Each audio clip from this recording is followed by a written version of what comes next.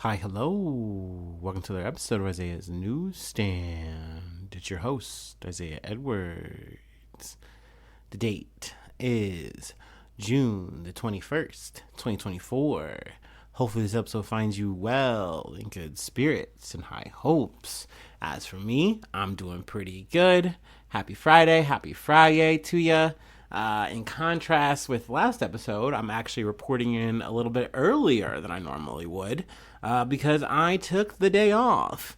I planned this in advance. I had some weekend plans for myself, so I figured, hey, I wanted to get my laundry done early, so I figured, hey, we'll just go ahead and do laundry on a Friday. So you know what that means.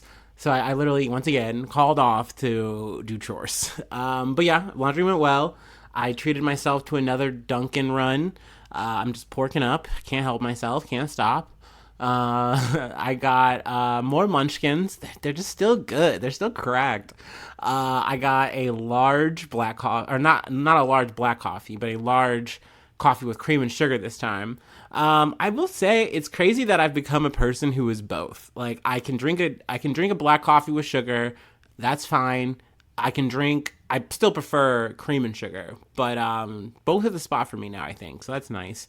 Also, it's crazy that I'm drinking iced coffee, but I mean, that just kind of goes to show that it's that hot for me that I'm just like, I don't care. I'm not trying to be the strong one today. I don't want to be acclimated to the heat. It's just, give me some ice.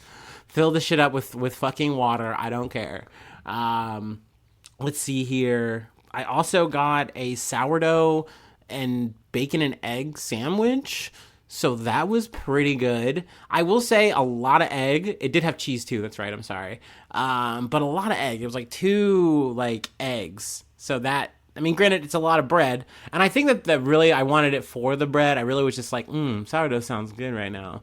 So yeah, I paid a little too much for that. Probably a little too many calories, but I'm not really complaining. All right. So yeah, that was the food corner. That's the catch up for me. Not much really to yap about there. Let's go ahead and get set up for some news. Do a little coverage, commentary, whatever you want to call what I do. But yeah, let's go ahead and do our startup and get into it.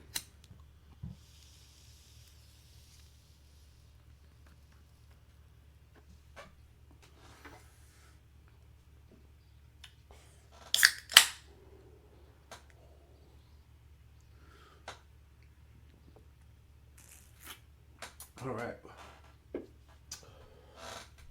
First story comes from the Texas Tribune. Or Tribune? Yeah, the Texas Tribune. U.S. Supreme Court sides with Texas woman who claims she was arrested out of political retribution. All right, scroll down. The U.S. Supreme Court on Thursday revived the civil rights claim of a Texas woman who had sued her city for what she claims was a politically motivated arrest. The ruling gives plaintiff Sylvia Gonzalez, 76, another chance to pursue her retaliation claim against the San Antonio suburb of Castle Hills. Gonzalez was arrested in 2019 for allegedly stealing a government document soon after taking office as a city council member. Gonzalez said she had mistakenly placed a paper copy of a petition urging the city to remove its city manager in her binder before she realized the mistake. The mayor, Edward Trevino, confronted Gonzalez about her possession of the document and alerted police. Weeks later, Gonzalez was charged with tampering with government documents, a misdemeanor. She turned herself in and was held for one night in Bexar County Jail. The charges were later dropped. Gonzalez, the city's first Latina council member, claimed her arrest had come as retaliation for contents of the petition itself, which accused the city manager of failing to do his job. She then sued the city and several officials, saying they had violated her First Amendment rights. Let's see here. The U.S. Fifth Circuit Court of Appeals ruled against Gonzalez, saying she had not provided enough evidence to support her claim. That arrest was an act of political retribution. Judges said Gonzalez should have presented evidence showing that other people who had also tampered with government documents had not been arrested. So yeah, I mean, I feel like overall I'm kind of happy to see this kind of case. It almost seems like one of those toss-ups from the Supreme Court. Like, I don't know. I didn't hear any dissenting opinions, so maybe this was pretty unanimous. That being said, I mean, it overturns it, but not like in her favor. She still has to go, I guess, go and retry. So hopefully, I mean, I guess that works out for her. It does seem like this is something where it's like they took like a law, and instead of following the spirit of that law, they said, oh no, we're going to use the technicalities of this to jam someone up. Yeah, the statutes typically applied to acts like fake social security numbers, green cards, fake checks, or hiding murder evidence. The flimsiness and uniqueness of the charge, Gonzalez's lawyers argued, was evidence that the arrest had been political retribution. So I kind of agree with that. I mean, you can go on the other side of the argument and say, well, you shouldn't get special privileges, and like if the law is this, you should uphold it. But really looking at the situation, it's like, so she took a paper document, something that can be reprinted. Like, I don't understand. It doesn't make sense why you were really going to try to jam her up outside of the fact that you really wanted to get her to try to maybe make her not go through with this petition. I don't know.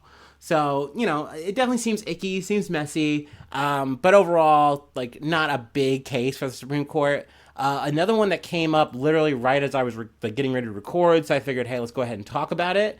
From the USA Today, Supreme Court upholds law banning domestic abusers from owning guns.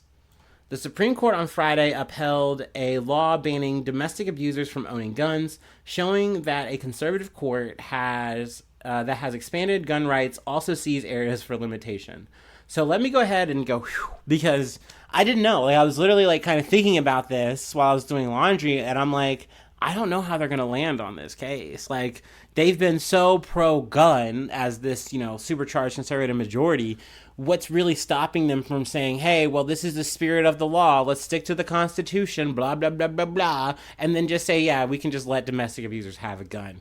Because essentially we're saying, oh, if you've done enough to get a restraining order, that's cool and all, but that's not you getting actually convicted of a crime. You don't actually have a felony. So because of that, you're in this limbo where you should still be allowed, according to the logic that Clarence Thomas, the only dissenter, wound up kind of sticking to. And I don't know, that felt really gross and really icky, but I'm glad that was just one guy. He was literally just the one guy here.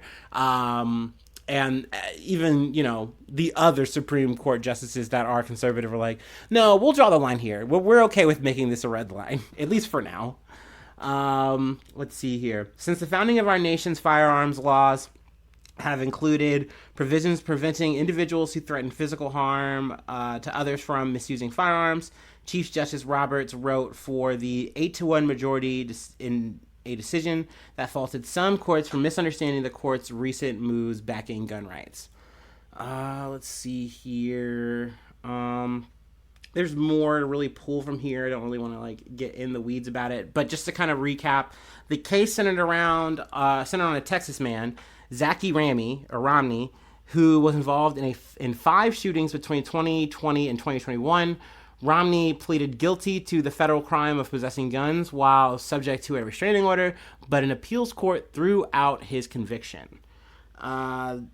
So yeah, I mean, we wound up here over this guy. This dude was definitely a hard case, and it was kind of crazy that this was the one that the Supreme Court decided to say, hey, yeah, we'll take this on. And I think that in of itself kind of shows that this is just crazy times, because to me, I would think that no Supreme Court would really want to hear this. You could kind of see it on its face, like, no, this is not a kind of guy you'd want to have a gun. Like, it just seems like this is like a no-brainer. This is a bad news case. I don't know, but I'm at least glad that the ruling on this case went the way that it did, as 8-1.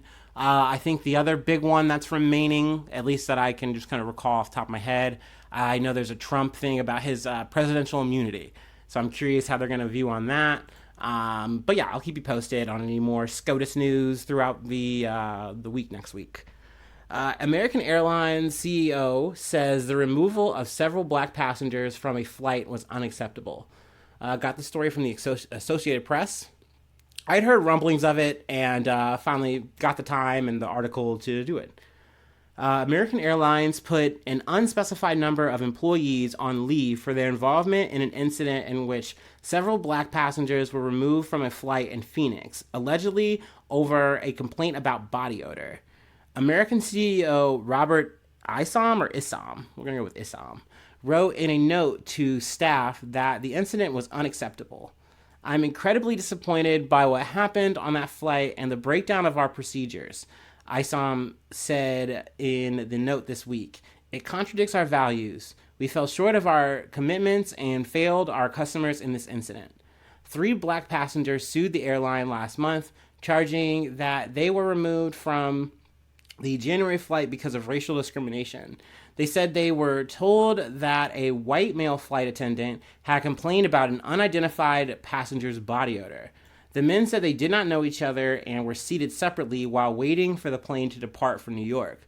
The 3 said they were among 8 passengers, all the black men on the flight, they said, who were asked to leave the plane.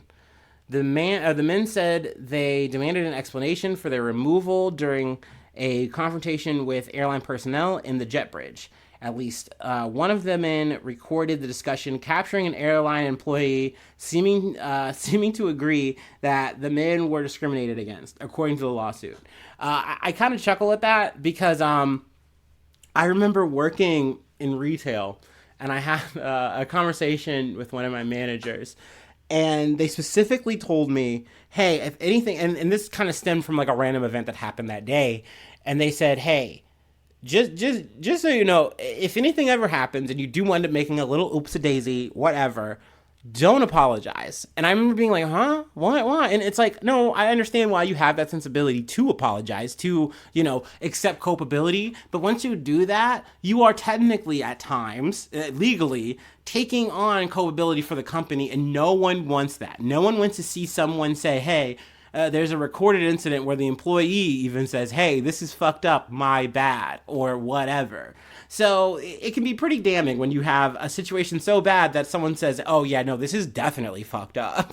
And you have that recorded, because I remember that happened kind of in a time where people weren't as keen to pull out their phones and record an incident and post it to TikTok or Twitter immediately. This was just something people would just live in a moment and then be upset, and then yeah, maybe they would sue. But it wouldn't get literally recorded live. So this is definitely a very interesting situation. It's sad, but it's a weird kind of racial injustice, no? Where you're there's one guy who's stinky black guy. And then what? You decide, hey, we got to do something about this, and you pull up every black guy. And apparently there were multiple people who were, I guess, suspended or put on leave. But they don't say who they were, what their titles were. So, I would definitely like to get that kind of information. Let's see here. American did not say how many employees were put on leave or describe their job titles. A spokesperson for the airline said, we are holding those involved accountable, including removing team members from service. So maybe people got canned, or, they're on a different job position. I don't fucking know. But yeah, I would definitely say yes, this is unacceptable. Now, the men were delayed by an hour. They were able to get back on the plane or get another flight. I don't know exactly. But, still, that's an injustice. You shouldn't be potentially kicked off your flight essentially because you're black. Let's just face it. Or unless you're literally saying, no, all black people are stinky? Are you just going to say that I'm a stinky little boy? Is that what you're really going to try to say, brother? Or sister, whoever this was? Come on now. This is definitely a very weird, awkward, just a social injustice, you know what I mean? So yeah, I remember hearing about this, at least getting getting wind of it, and I was like, all right, definitely concerning. But yeah, once I found an article, I was like, all right, I got time. Let me go ahead and yap about this today. But at least good that I guess the CEO said, man, that's fucked up. We should do better. That's truly what CEOs are for, dude. I know I've had conversations with my friends and stuff. They're like, yeah, CEOs have no purpose. And I'm like, no, I agree. They don't do anything. At least meriting the salaries and amount of money that they make, they don't do a damn thing. But what they are, they're mascots. They're people that we get to yell at. They're people that we get to blame and point fingers at. They're also the people that come up and say, oh, we're so sorry. We didn't mean it. Blah, blah, blah, blah, blah. And they got to come and grovel to the people sometimes. That's their role. And they do it with a smile on their face. That's where their work is. They're essentially Tony the Tiger, but with flesh. So that's nice. That's good for them. What a way to live a life. Let's move on. to a story from The Independent. This is a local story. We love repping Ohio, for better or worse. From The Independent. I think I said that. My bad. Man hospitalized after being hit by a roller coaster at Ohio theme park, Kings Island. A man is in critical condition and hospital after being hit by a roller coaster at an Ohio amusement park on Wednesday. Yeah, this man got smacked up by the Banshee. The incident happened at around 8 p.m. at Kings Island Park in Warren County when a 38-year-old man entered a restricted area near the Banshee roller coaster, according to the Cincinnati Enquirer. Park safety officials and first responders rushed to the scene and called 911 to report that a man was hit at 68 miles per hour. Once again, I know I should not chuckle, but it's like the way the scene unfolded to me is kind of somewhat comical. I'm also kind of blaming the guy, but we'll get into it. The man had reportedly approached a greeter at the ride and said that he had left something behind and wanted to retrieve it. The employee told him there was nothing they can do until the ride closed for the evening. The witness said that the man wandered near the ride and went through a restricted gate. He appeared to be similarly dressed to other employees, so people thought that he worked there or was a manager. According to local news station WCPO, a witness said that it sounded like the ride hit a deer when the accident occurred. Kings Island has been open for half a century and is described on the website as the premier entertainment destination in the Midwest. Sure, it's a place to go and spend a lot of money on some rides, and we have a water park, the big old wave pool. It's fine. You know, I unfortunately have not been to Kings Island in like over a fucking decade, but you know, to get anecdotal, I actually have a similar moment to this, but only I did not do what this park goer did. I just took the L. Essentially what happened to me was I was riding a ride. I cannot remember the ride. I don't think it was the Vortex, but it might have been. But essentially I was wearing, ironically enough, a hat, like a little fisher cap, little bucket cap that had the Beast logo on it. And I was like, oh man, this is like my first bucket hat. I love this hat. It's so cool. I feel so dope right now with this hat on. I could totally be fishing right now. That would be the vibe, even though I've never fished. So I'm on this ride, having a good old time. It hits like a turn or something, and I just lose the shit. It's gone. I can see it though, in the middle of like the ride grounds, like, you know, where all the chaos is, or I'm above it. I'm in the chaos, rolling around, hands up. But like, I'm like, oh, my hat, it's down there. And I remember talking to a greeter, and they're like, oh, you can file a report, and we'll try to get you your hat. I never got that motherfucking hat. And I remember I was like forlornly looking like, there it is. Like I could just get there to it. So maybe this guy had a similar situation, only he said, look, I could just get it. I could just go past the gate. It's just right there. And then boom, he's looking like deer meat. So, I mean, obviously I hope this person pulls through. Definitely really unfortunate that they are in critical condition. But yeah, if something like that happens, it's a material possession. And I know that it seems like it's just so close. It's only barely out of reach for you, but just let it go. If it's meant to be for you, man, it'll come back. Hopefully they can get it to you. But if they can't, they fucking can't, dog. And it's just a thing. You know, it's not worth your life. That's for damn sure.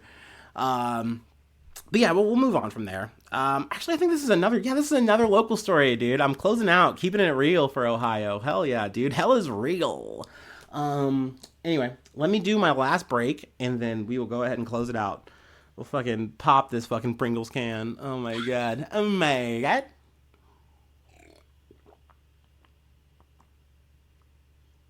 Oh man. Definitely gotta drink some more water. Ooh-wee. I've just been pouring sweat. Ooh.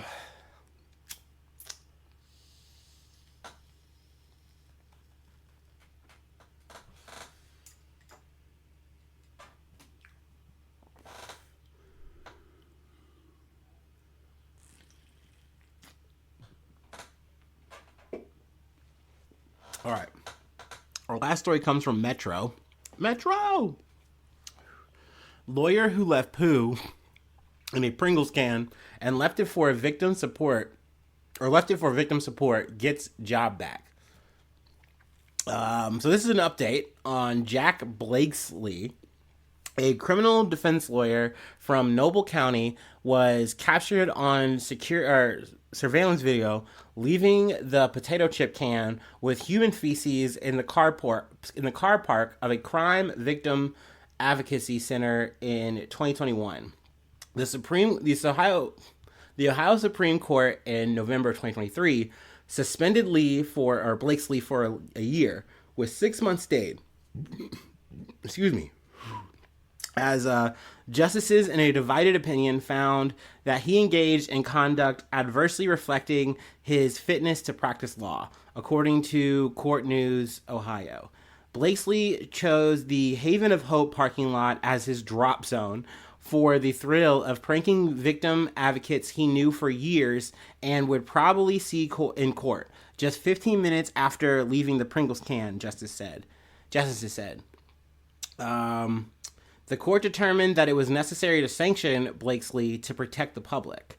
However, the evidence in this case shows that despite societal standards of cleanliness and decorum, Blakesley failed to control his own bizarre impulses to place feces-filled cans out in the public for unsuspecting people to find.